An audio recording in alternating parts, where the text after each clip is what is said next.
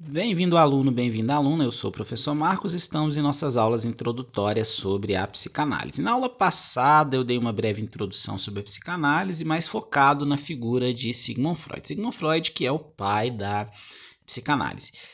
Cheguei a falar sobre a sua relação tanto com a figura de Charcot, que era um neurologista francês, sob o qual Freud ficou sendo supervisionado, né, como se Freud tivesse sido estagiário de Charcot, e com quem ele teve o primeiro contato com a hipnose. Charcot utilizava a hipnose lá em Paris, em um hospital em Paris. Não vou nem tentar falar o nome do hospital, que eu sempre embolo, né, no nome lá desse hospital, mas é um hospital famoso, o Hospital de Charcot em Paris, que hoje é um hospital que é especializado no tratamento neurológico. Com Charcot ele vai ter o seu primeiro contato com hipnose. Charcot utilizava a hipnose para tratar pacientes histéricas, pacientes do sexo feminino, isso é importante, mas nós vamos abordar em outras aulas. Logo depois, quando ele retorna para Viena, lembrando do que eu falei um pouquinho do histórico aí dessas mudanças de Freud e da sua família, mas quando Freud estava adulto, simplesmente da mudança de Freud, lembrando que ele inicia na medicina com 17 anos, muito novo, né? Ele era considerado um jovem prodígio. Quando ele retorna para Viena, na Áustria, ele vai ter contato com Breuer, que há várias formas de pronunciar, né? Tomar muito cuidado quando a gente tenta transliterar o nome, trazer o nome de um idioma sendo escrito em outro idioma, porque muitas vezes a pronúncia vai ser bem diferente. Mas esse médico psicólogo com quem Freud vai ter contato vai trazer a base para a hipnose. Por que ele vai trazer a base para a hipnose? Sobretudo porque junto com Freud, Breuer vai escrever estudos sobre histeria e vai ter a análise de uma paciente famosa, considerada paciente número 1, aí alguns colocam a paciente número 0, né? Mas é a primeira paciente sendo tratada pela psicanálise, que é conhecida como Ana O. Ana O não era o nome dela, mas o nome dela era Berta Pappenheim. Ela sofria de histeria causada pela morte do pai, pelo sofrimento, causada inicialmente pelo sofrimento do pai próximo da morte, mas que veio se agravar com a morte do pai. E quando ela estava no estado de hipnose, no transe hipnótico, e ela falava sobre o ocorrido, né? Ela falava sobre o seu sofrimento, ela conseguia identificar as causas desse sofrimento e os sintomas eles sumiam. Freud vai observar isso e vai começar a aplicar isso no seu tratamento psicanalítico, o que vai dar origem à psicanálise. Por mais que esse método que Breuer aplicava era conhecido como método cartático, então não era muito bem a psicanálise de Freud. Tanto que para Freud, a ideia freudiana, estou falando freudiana porque a psicanálise, nós poderíamos dizer que existem psicanálises, né? Existem vários tipos, vertentes dentro da psicanálise.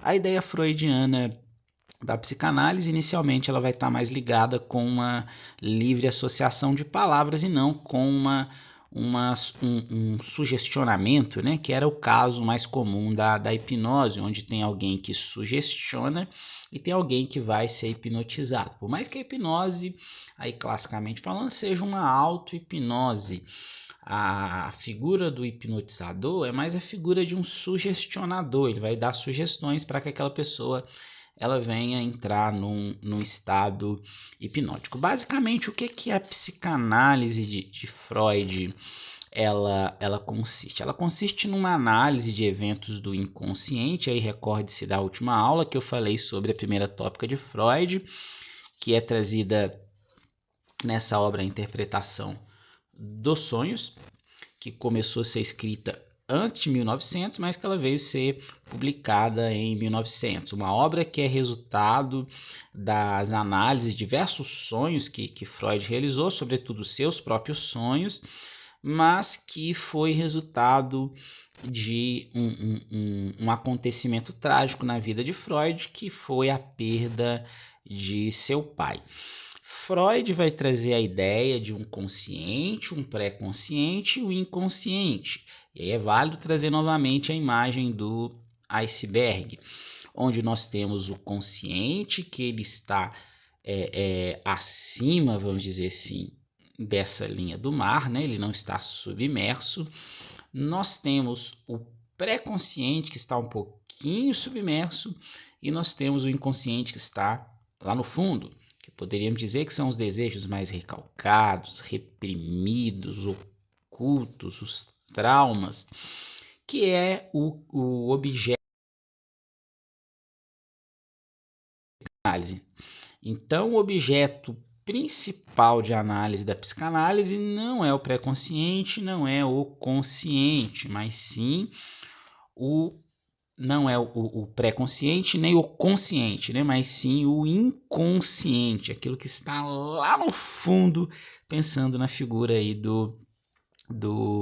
desse iceberg. E o segundo item, né, ou a segunda tópica de Freud, é abordada dentro de uma obra que está nesse livrinho. Nesse livrinho tem tem outros textos além desse texto sobre o ego, o id e o superego.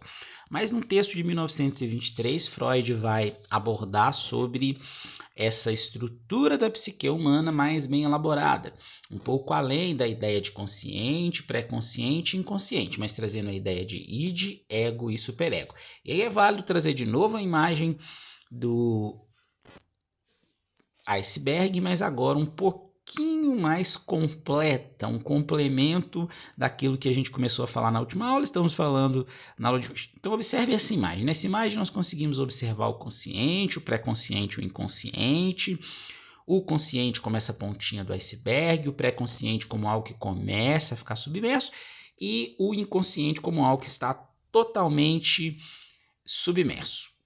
Consciente como os nossos pensamentos que facilmente são acessados, e aí de forma bem breve, né? Não aprofundada, porque precisaríamos de uma aula para cada uma dessas estruturas. O pré-consciente como as memórias mais recentes e o inconsciente como os desejos recalcados, reprimidos, aquilo que está mais oculto, aquilo que está mais escondido. E aí a gente tem as três estruturas, que são o id, o ego e o superego. A ideia de id, ego e superego é uma ideia de como que a nossa mente ela sofre algumas ações, tanto ações de desejos, quanto ações de repressão e quanto aquilo que a minha consciência, tende a locomover para um lado ou para o outro. Então, quando eu falo sobre o id ele é baseado no princípio do prazer. Então, imagine um anjinho desse lado, imagine um capetinha desse lado de cá e eu estou no meio. Então, nós temos um anjinho que diz para mim que eu não posso fazer uma série de coisas devido a um monte de princípio ético, princípios morais, princípios religiosos, devido a boa moral e os bons costumes. E eu tenho do lado de cá um capetinha que fala que eu posso fazer tudo, que o que importa é alcançar o meu prazer, é o prazer a todo custo. O id traz essa ideia de princípio do prazer. Ele é impulsionado por esse princípio do prazer, ainda que seja contra a moral, os costumes, a ética religiosa, política, ainda que seja contra aquilo que eu considere como correto, o id ele vai me impulsionar a alcançar aquilo que eu quero. O ego dá uma ideia do eu, o eu que está entre os princípios morais, religiosos, éticos externos a mim e os meus desejos mais instintivos, mais primitivos ainda, que sejam contra a moralidade. O superego vai trazer uma ideia de regulação, de moralidade. O princípio que rege o superego é o princípio da moral. O princípio da moral que vai influenciar o ego, que sou eu, a minha consciência daquilo que eu devo e daquilo que eu não devo fazer.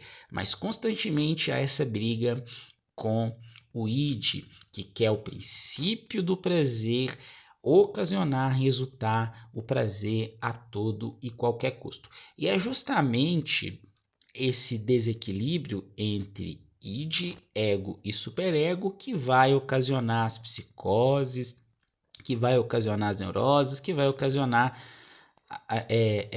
as perversões, que são temas de estudo dentro da psicanálise. Então nós falamos um pouquinho sobre essa segunda tópica de Freud, retomando um pouco da história da psicanálise, mas diferenciando o id como princípio do prazer, o ego como o eu, o princípio da realidade, que ele está praticamente ali logo no linear, um pouco abaixo, né, do que seria o consciente, ali no pré-consciente, o superego um pouquinho abaixo do ego, um pouquinho abaixo ali do pré-consciente, apesar que muitos abordam o superego como atravessando inconsciente, pré-consciente e consciente, mas uma coisa é certo: quando nós falamos do id, o id está totalmente submerso, reprimido, oculto, recalcado. E o id e esse conteúdo inconsciente, esse conteúdo reprimido, esse conteúdo recalcado é um dos principais objetos de estudo da psicanálise que nós vamos falar ao longo das próximas aulas. Aguardo vocês.